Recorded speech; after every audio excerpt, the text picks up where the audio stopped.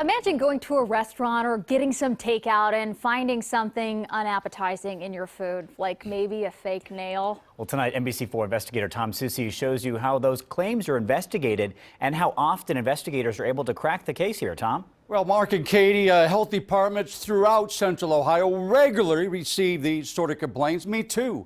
I even highlighted a few of them in my weekly Up to Code report. Bugs, acrylic nails, even part of a dental crown. People claim they found those items in their food at local restaurants. The health department investigated, but in the end, couldn't determine that those items came from those businesses.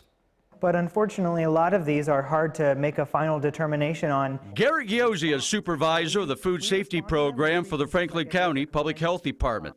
He says his office receives a fair amount of these complaints. Maybe one or two every other week or so.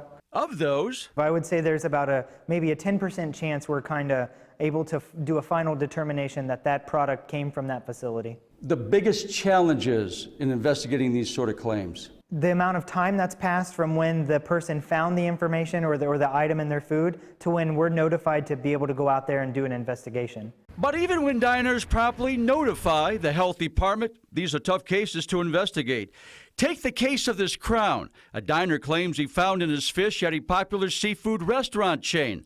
Licking County health inspectors immediately investigated, even called in the USDA. Nothing turned up at the restaurant, so the investigation moved to the out-of-state supplier. Other cases are slam dunks. We've had an instance where we found a screw and a piece of bread, but it turned out that the oven had a missing spot where a screw was located. Another time, We had a pin cap fall into a food item, and we were able to determine on site that yes, they do have pins stored above their food. and when it comes to bugs in food, Giozzi says you have to cut the restaurants a little slack. Especially around this time of year when doors are open or windows are more open. Okay, if you find an object in your food at a restaurant or takeout, here's what you need to do. Touch base with the manager on duty and file a complaint with the health department.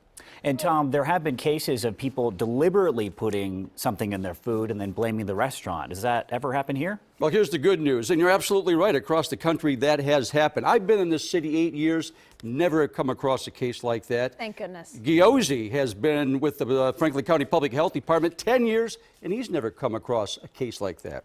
Glad to hear it. The crown just cracks me up. Oh. All right, Tom, thanks. You got it.